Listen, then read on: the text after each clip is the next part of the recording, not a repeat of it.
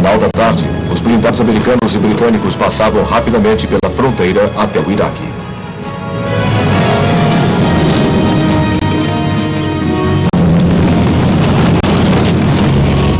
O poder de fogo subjugou os pontos fortes do Iraque. Equipamentos de excelente visão noturna permitiram que os ataques continuassem durante as horas de escuridão.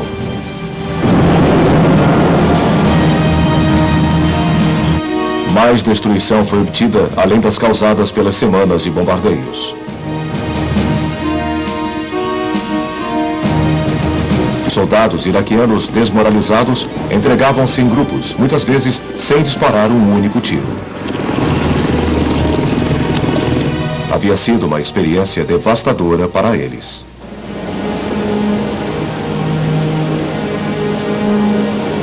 Porém, Saddam Hussein havia ordenado a destruição dos 950 poços de petróleo do Kuwait.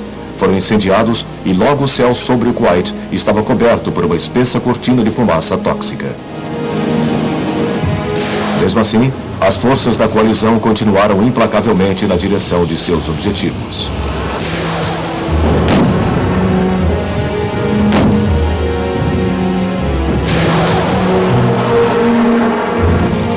No quarto dia, a 24ª Divisão Mecanizada da Infantaria Americana dirigia-se para o leste, ao longo da margem sul do Eufrates, na direção do porto iraquiano de Basra.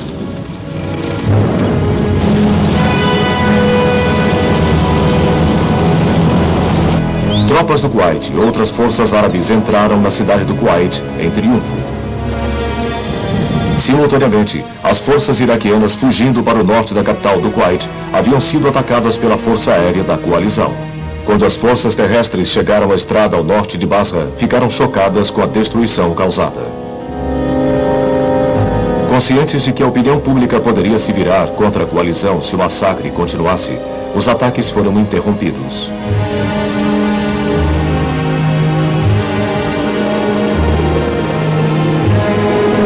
3 dias depois, no dia 13 de março, Schwarzkopf chegou a Sfan, uma pequena cidade iraquiana perto da fronteira do Kuwait. Aqui, ele e outros comandantes da coalizão reuniram-se com representantes iraquianos. Tal foi o grau de vitória da coalizão, que os iraquianos não tiveram outra opção além de aceitar os termos do cessar-fogo. A Guerra do Golfo de 1991 havia demonstrado como havia se tornado sofisticada a tecnologia em armamentos. Os mísseis Cruise Tomahawk, com seu sistema de alvo pré-determinado, computadorizado, poderia voar centenas de milhas e atingir com precisão absoluta. Outras armas lançadas pelo ar eram capazes de obter a mesma precisão e fatalidade. Alguns mísseis possuíam câmeras em suas pontas, e o filme que gravavam impressionaria as audiências da televisão em todo o mundo.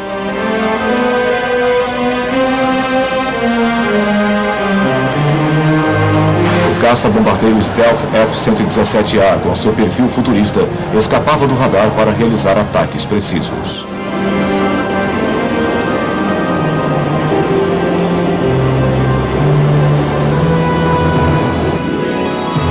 A capacidade do míssil Patriot de interceptar foguetes Scud foi outro aspecto igualmente impressionante.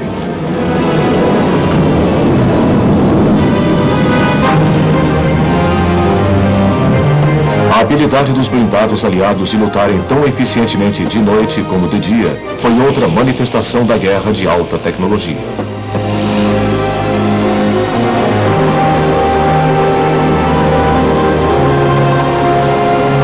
A guerra parecia ter se tornado ainda mais clínica com seus avanços dramáticos em tecnologia de armamentos.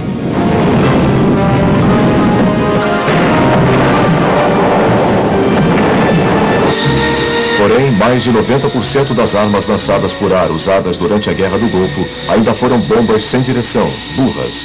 Sua imprecisão, inteligência defeituosa e mau funcionamento fizeram com que civis inocentes ainda sofressem.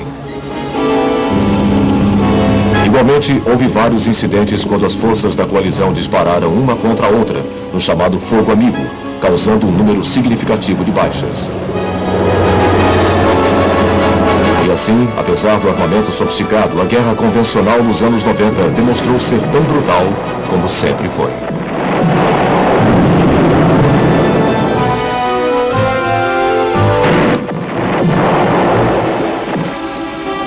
A guerra de alta tecnologia do apertar botões ainda não havia removido a necessidade das forças de terra para eventualmente cercarem o inimigo.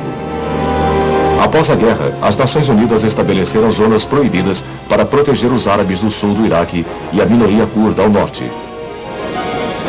No entanto, Saddam Hussein permaneceu no poder e foi preciso muita pressão das Nações Unidas para forçá-lo a desmontar suas instalações de guerra nuclear e química, uma condição que devia ser obedecida para que retirassem as sanções econômicas contra o Iraque.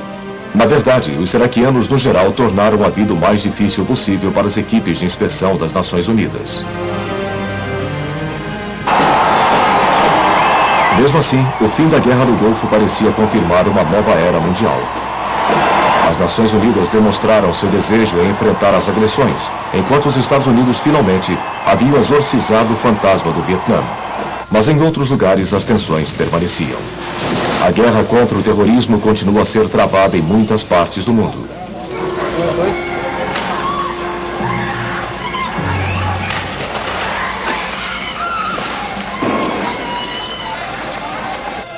No Oriente Médio, o terrorismo não ocorre apenas contra Israel, mas tem sido usado pelos fundamentalistas islâmicos para tentar derrubar governos moderados da Argélia e do Egito.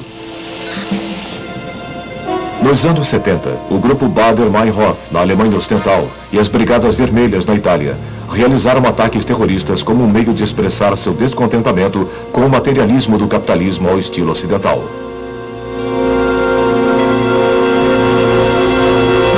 Na Espanha, o ETA, uma organização dedicada à criação de um Estado basco independente no noroeste do país, tem enfrentado o governo de Madrid há vários anos. A Irlanda do Norte presenciou uma das mais longas campanhas terroristas atuantes. Na verdade, pode-se dizer que ela começou com a divisão da Irlanda em 1921. A fase mais recente começou em 1968 com os movimentos pela minoria católica para obter mais direitos civis. Tropas britânicas foram chamadas para ajudar a manter a paz entre eles e a comunidade protestante. Ninguém acreditaria que ainda permaneceriam lá após 25 anos.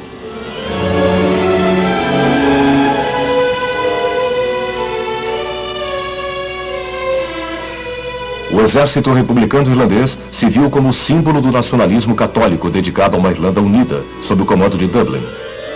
Ele acreditava que isto seria obtido pela força e deu início a uma campanha terrorista que assumiu muitas formas.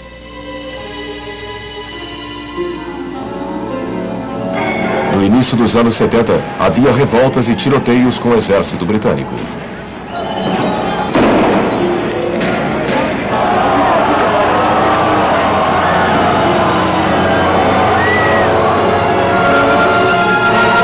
Estes foram amplamente substituídos por emboscadas contra o exército e patrulhas da polícia. Havia também assassinatos de pessoas em Ulster, trabalhando para as forças de segurança. O IRA realizou várias campanhas de bombardeios em cidades e vilas no norte da Irlanda, geralmente com a intenção de destruir a economia.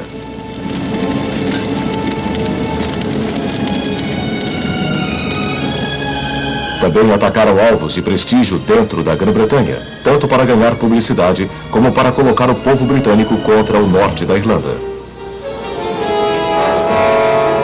Os grupos de terrorismo protestantes surgiram e eles e os grupos republicanos mantiveram campanhas de olho por olho ou assassinatos sectários.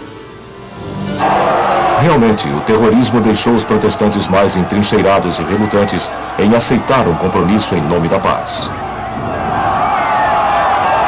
Nos anos 80, os governos de Londres e Dublin iniciaram uma aproximação no esforço para chegarem à paz. No final de 1993, os primeiros ministros Major e Reynolds declararam que todos os partidos políticos, inclusive o Sinn Féin, a ala política do IRA, seriam convidados para participarem da formulação do futuro da Irlanda do Norte. O IRA primeiro deveria renunciar à luta armada. A resposta foi um ataque audacioso com bombas ao aeroporto de Heathrow, em Londres, e outros atos terroristas, enquanto o Sinn Féin apenas tergiversava. Em 1994, uma geração inteira havia crescido na Irlanda do Norte sem nunca ter conhecido a vida sem violência, embora apenas uma pequena proporção da população estivesse ativamente envolvida nela.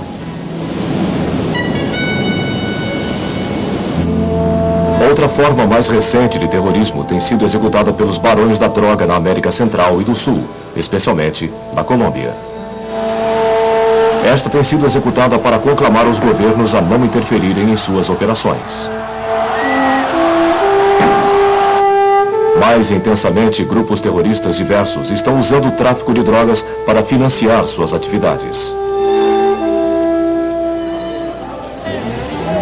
Um renovado senso de patriotismo e identidade étnica tem fornecido um motivo para conflitos após a divisão do Império Soviético no final de 1991. As novas repúblicas independentes da Armênia cristã e Azerbaijão muçulmano lutaram pelo enclave de Nagorno-Karabakh, na Armênia.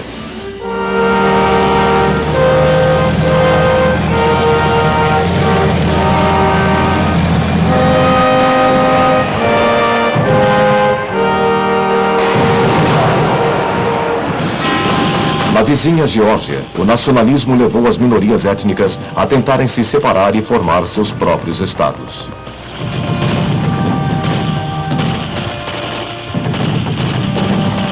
O ex-ministro das Relações Exteriores russo e da Geórgia, Eduard Shevardnadze, foi chamado para restaurar a paz, porém